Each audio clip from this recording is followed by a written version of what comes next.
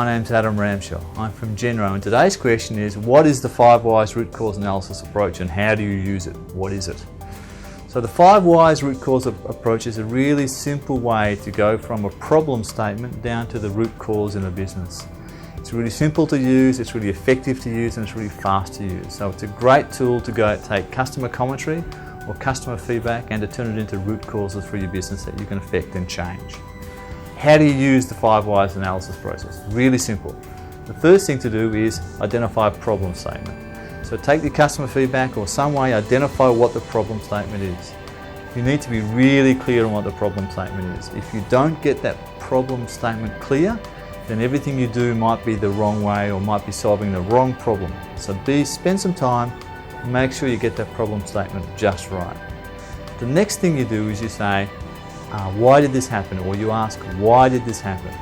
So what caused the problem statement? And you do that. And so when you ask that question, you look at the response you get to that question and you say, is the thing I'm looking at here the root cause? Is it the bottom line issue that we have that's going to solve, or the root cause that's going to solve this problem if we fix this root cause? So you ask yourself that. If you don't think it's the root cause, and most often it's not, in the first time, ask the question again. Why did this happen? What caused this issue? What caused this second stage problem?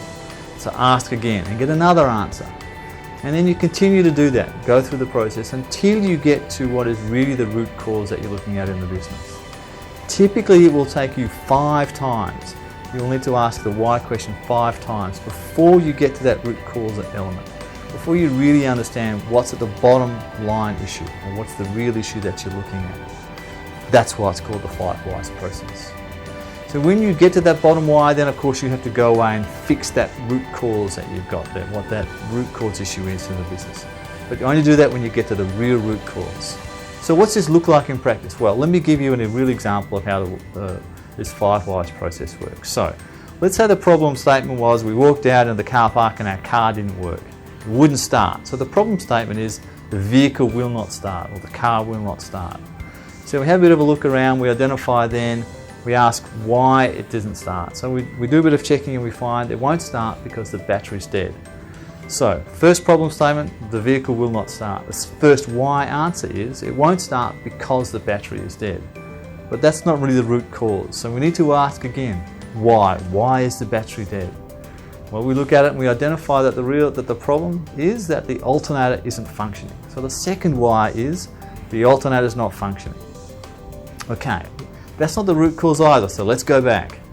Let's go back and have another look at it. So now we identify, we do a bit more research, we find out that the problem is that the alternator belt was broken. So that's your third why, the alternator belt was broken. So even then, that's not the final analysis, that's not the last root cause. Let's look again, ask why was the alternator belt broken? The alternator belt was broken because it was beyond its useful life. It was too old and it wasn't replaced in the time it should have been replaced. So that looks like the root cause, but even that's not the root cause. Let's go one stage further. The next stage is the reason that the alternator belt was beyond its useful service life was because the vehicle hadn't been maintained according to the recommendations in the service schedule. So now we really have the bottom line root cause. The vehicle hadn't been maintained properly. So although I'm standing in the car park with a car that's not working, and yes, we do have to fix the battery now, the real thing we need to do is go back and look at that root cause. So we need to make sure that our vehicle is properly maintained so we're never standing in the car park again. So that's a real simple example of the way the 5 Whys process works. Problem statement, the vehicle will not start. First why, the battery is dead. Second why, because the alternator is not functioning. Third why, because the alternator belt is broken. Fourth why, because the alternator belt was well beyond its usable service life.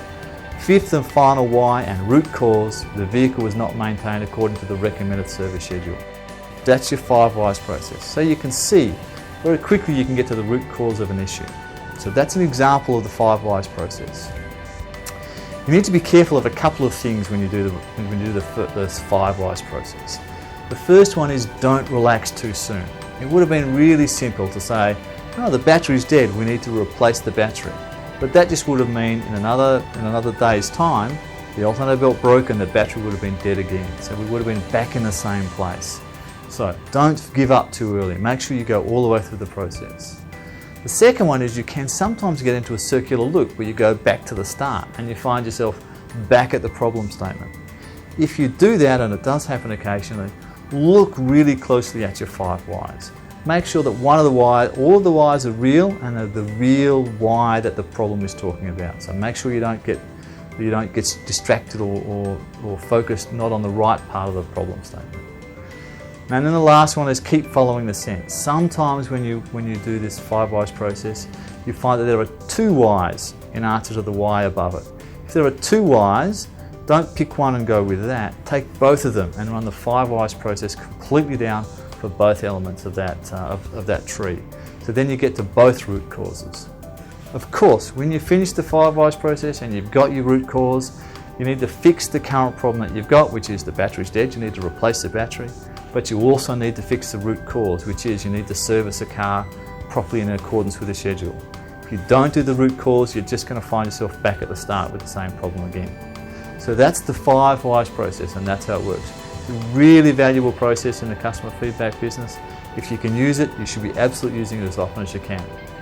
Thanks very much. If you have questions on the customer feedback process, email them to questions@genro.com.au.